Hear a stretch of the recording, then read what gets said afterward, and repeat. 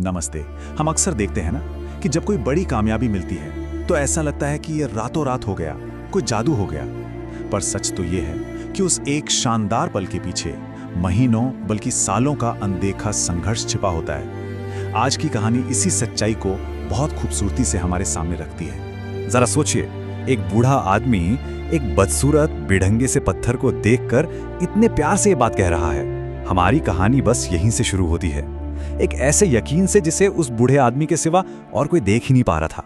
तो चलिए आपको ले चलते हैं धवलपर गांव और मिलवाते हैं कहानी के हीरो विश्वनाथ काका से। एक ऐसा मूर्तिकार जिसने एक नामुमकिन से दिखने वाले सपने को सच करने की ठान ली थी।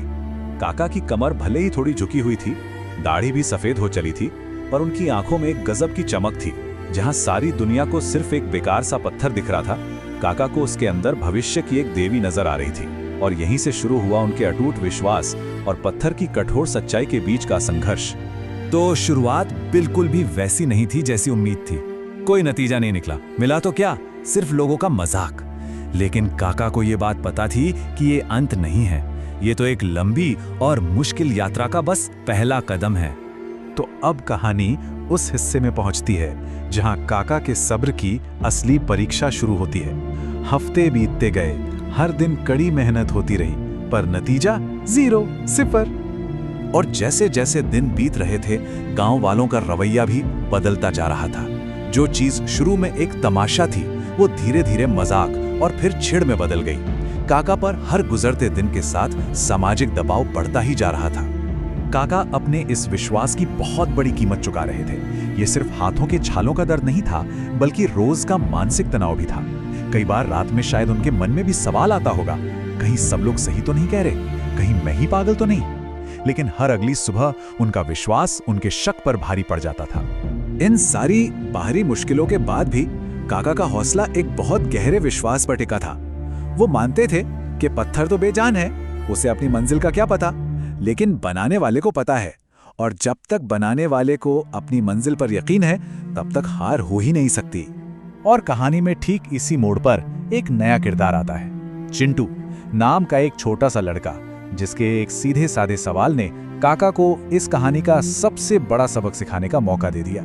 चिंटू का सवाल बहुत मासूम सा था, लेकिन बहुत गहरा भी। ये असल में वही सवाल है जो कभी ना कभी हम सबके मन में उठता है, जब हम लगातार मेहनत करते जाते हैं पर नतीजा दूर दूर तक नजर नहीं आता। और काका का जवाब कमाल का था।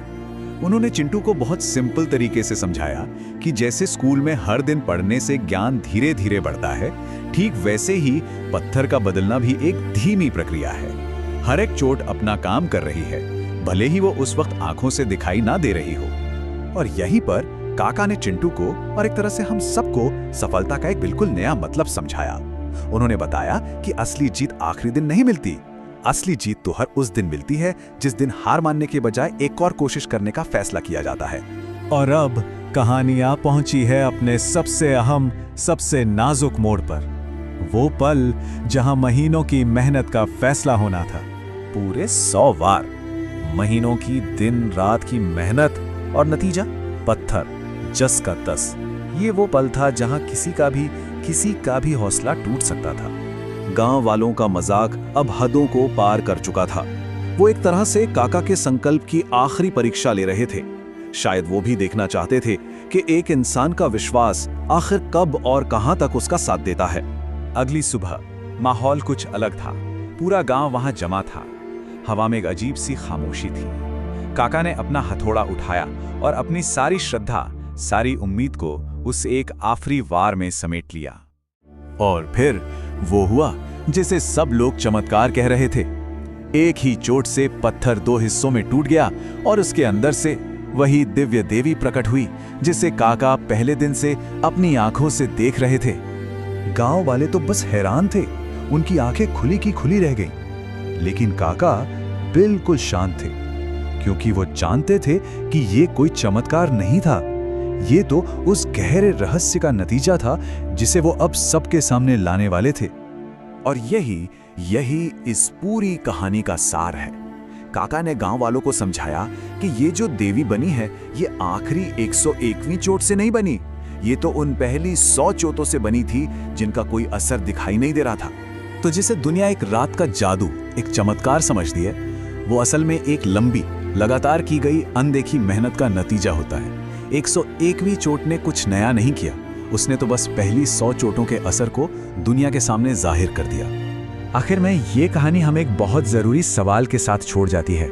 हम सबकी ज़िंदगी में ऐसे पत्थर हैं जिनमें बहुत सारी संभावनाएं छिपी हुई हैं। सवाल ये नहीं है कि पत्थर टूटेगा या नहीं, सवाल ये है कि क्या हम 100 नाकाम कोशिशों के बाद 101वीं चोट मारने का साहस रखते हैं।